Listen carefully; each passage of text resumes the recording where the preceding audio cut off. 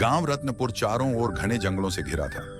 इस गांव के लोग एक पुराने उजड़े हुए अस्पताल से बहुत डरते थे। यह अस्पताल कभी एक मानसिक चिकित्सालय था, लेकिन सालों पहले वहां कई भयानक हत्याएं हुई थी। लोगों का मानना था कि वहां एक मनोरोगी डॉक्टर की आत्मा भटकती है, जो अब भी लोगों को बेरहमी से मारती है। गांव में इस अस्पताल के बारे में कोई बात नहीं करता था। यह जगह अछूत मानी जाती थी, लेकिन शहर से आए कुछ लोग इस सच से अनजान थे। शहर से आए मेहमान और प्रेम कहानी।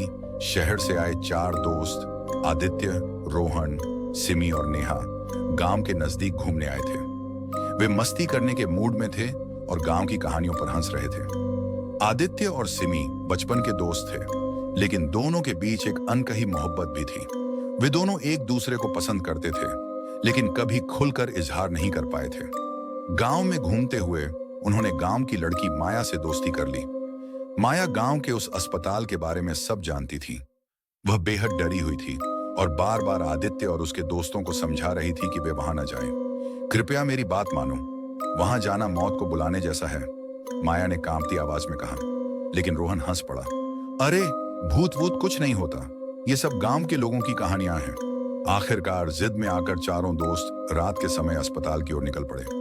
माया बहुत डर गई थी, लेकिन आदित्य को वह पसंद करने लगी थी, इसलिए उसे अकेला छोड़ने का मन नहीं हुआ। वह भी उनके साथ चल पड़ी। अस्पताल का आतंक और रोमांस के पल रात का अंधेरा गहराने लगा था।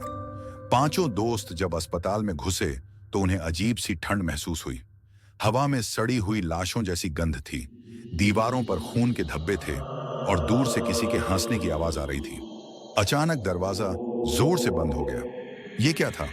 सिमी घबरा कर बोली। कोई मजाक कर रहा है, रोहन बोला, लेकिन उसकी आवाज भी कांप रही थी। माया बहुत डरी हुई थी।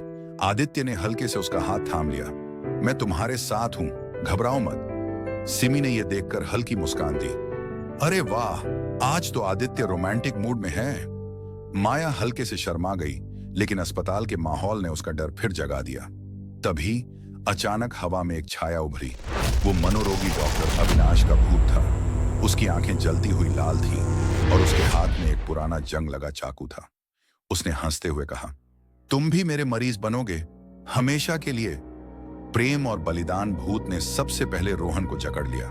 उसकी चीख पूरे अस्पताल में गूंज उठी।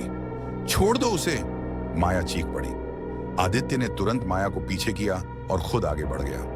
अगर तुझे किसी की जान लेनी है तो मेरी ले ले, आदित्य ने हिम्मत जुटाकर कहा। सिमी, नेहा और माया चिल्लाई, नहीं आदित्य। लेकिन भूत रुक गया। पहली बार उसके चेहरे पर उलझन दिखी। त्याग, प्रेम, ये चीजें मेरे लिए पराई हैं, भूत फुसफुसाया। माया ने कांपते हाथों से अस्पताल की जमीन पर पड़ी एक पुरानी डायरी उठा ली। उसमें डॉक्टर अविनाश की आत्मा की सच्चाई लिखी थी। डॉक्टर अविनाश की दर्दनाक सच्चाई। डॉक्टर अविनाश एक ईमानदार और मेहनती डॉक्टर था, लेकिन उसके सीनियर डॉक्टर डॉन वर्मा बच्चों और मरीजों के अंग निकालकर उन्हें बेचते थे। एक दिन अविनाश को इस भयानक सच्चाई का पता चल गया। उसने अपनी मंगेतर राधा को सब कुछ बताया। राधा उसकी जिंदगी थी। वह एक नर्स थी और अविनाश से बहुत प्यार करती थी।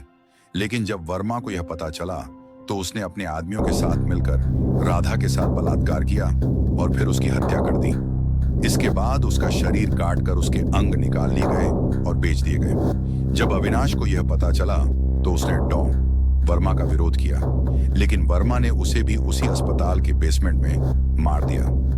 मरते वक्त अविनाश ने कहा था, मैं वापस आऊंगा और मैं तुम सबको खत्म कर दूंगा। डायरी के आखिरी पन्ने पर खून से लिखा था, सिर्फ सच्चा प्रेम ही मुझे मुक्ति दिला सकता है। अंतिम फैसला। माया ने जल्दी से अस्पताल की मोमबत्ती जलाई और डायरी को आग के हवाले कर दिया। भूत दर्द से चीख उठा।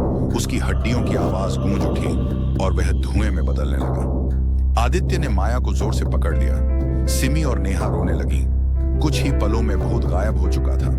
नई सुबह, नया जीवन। चारों दोस्त अस्पताल से बाहर निकले। सुबह की रोशनी फैल चुकी थी। वे सब सदमे में थे, लेकिन जिंदा थे। माया की आंखों में आंसू थे।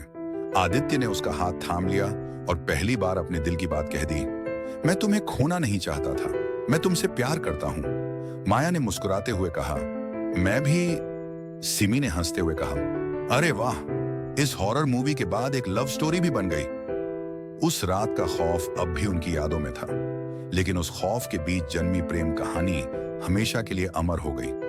लेकिन क्या सच में सब खत्म हो गया था? अचानक अस्पताल के अंदर से एक हंसी गूंजी। तुमने सोचा मैं चला गया? दूर अंधेरे में दो जलती हुई आंखें फिर से चमक उठी।